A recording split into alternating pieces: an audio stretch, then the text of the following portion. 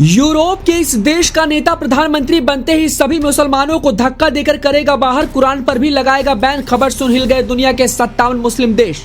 कट्टर मुसलमानों का है सबसे बड़ा दुश्मन, मस्जिदों पर बैन लगाने की खाई है कसम। पीएम बनने की रेस में चल रहा वो सबसे आगे, खबर सुन दुनिया में मचा हड़कंप। मोदी और शाह का है वो परम भक्त, अपने देश में सनातन का लहराता है झंडा, हिंदुओं का कहलाता है मसीहा, मुसलमानों को मंच से खुलेआम देता है चेतावनी। इधर भारत हिंदू राष्ट्र बनेगा, उधर पूरी दुनिया भी सनातन का चोला पहने की तैयारी देख गहरे सदमे में सनातन और हिंदू विरोधी। पूरी दुनिया में कुछ बड़ा होने वाला है जी। पहले ब्रिटेन, फिर कनाडा और फिर ऑस्ट्रेलिया और उसके बाद अब यूरोप की एक और कंट्री भगवा में होने जा रही है। कैसे एक भगवाधारी नेता ने अपने देश के मुसलमानों का पूरा सिस्टम हिलाकर रख दिया है और प्रधानमंत्री बनते ही कुछ ऐसा करने का फैसला किया है जिसके बारे में कोई सोच भी नहीं सकता। इस खबर के बाद में दुनिया के सभी मुस्लिम देश सदमे में चले गए हैं।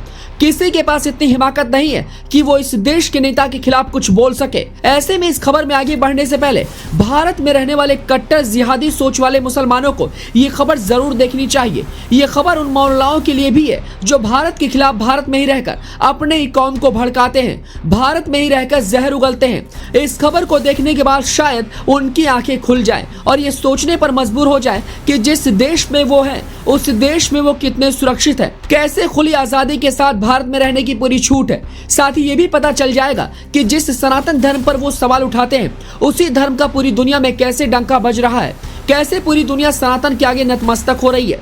एक तरफ चीन ने कई सालों से अपने देश के हजारों मस्जिदों को तबाह कर डाला है, मुसलमानों पर अत्याचार हो रहा है, तो वहीं दूसरी तरफ एक और देश के नेता ने प्रधानमंत्री बनने के बाद अपने देश से मुसलमान को निकालने और कुरान पर बैन लगाने की बात कही है। ये नेता खुलेआम मंच से मुसलमानों को चेतावनी देता है, खुलेआम कुरान पर बैन लगाने की बात करता है। ये नेता उन मुसलमानों के खिलाफ है, ये नेता उन कट्टर जिहादियों के खिलाफ है जो दूसरे धर्म को टारगेट करते हैं और दूसरे धर्म पर कटाक्ष करते हैं। बताते चले कि नीदरलैंड्स के पीएम पद की रेस में सबसे आगे चल रहे यूरोपीय नेता ग्रिट वाइल्डर्स ने कहा है कि अगर वो प्रधानमंत्री बनते हैं तो सबसे पहले अपने देश के मुसलमान को धक्का देकर बाहर निकालेंगे, साथ ही कुरान पर भी बैन लगाएंगे। नीदरलैंड्स के इस नेता को इस्लामिक कट्टरपंथ का मुखर विरोधी माना जाता है। ये भगवाधारी नेता भारत से बहुत प्यार करता है, भारत की सनातन संस्कृति को समझता है, उसके आदर्शों पर चलता है। बताते चले कि ग्रिट वाइल्डर्स सबसे ज्यादा चर्चा में तब आए थे जब उन्होंने भाजपा की पूर्व प्रवक्ता नुपुर शर्मा के कथित बयान का समर्थन किया था।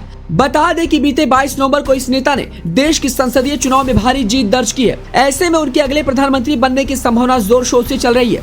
बता दें कि हाल ही में नीदरलैंड्स की भगवा जर्सी पर भी भारत के कुछ कट्टर मुसलमानों ने आपत्ति दर्ज कराई थी। ऐसे में अब इस देश के भगवाधारी और सनातन धर्म को पूजने वाले नेता के इस बयान ने जले पर नमक छिड़क दिया है। इस नेता के बयान के बाद डच मुसलमान दहशत में हैं और उन्हें डर सता रहा है कि कहीं अगर ये नेता प्रधानमंत्री बन गया तो बेदखल हो जाएंगे। बता दें कि ग्रिट वाइल्डर्स के इस बयान पर किसी भी मुस्लिम देश ने अब तक कोई भी आपत्ति या किसी भी तरह का कोई विरोध नहीं जताया है। किसी की भी इतनी हिम्मत नहीं है कि वो मुसलमान पर हो रहे इस अत्याचार पर एक शब्द भी बोल सके। इनमें कई मुसलमान भारत से भी हैं जो इस मसले पर बिल्कुल भी बोलने की हिमाकत नहीं रख रहे हैं। फिलहाल इस नेता ने दुनिया के सभी मुस्लिम देशों को हिलाकर रख दिया है और अब देखने वाली बात तो ये है कि कब ये पीएम पद की शपथ लेंगे और कब ये अपना एक्शन दिखाएंगे। खबर कैसी लगी हमें अपनी राय कमेंट बॉक्स में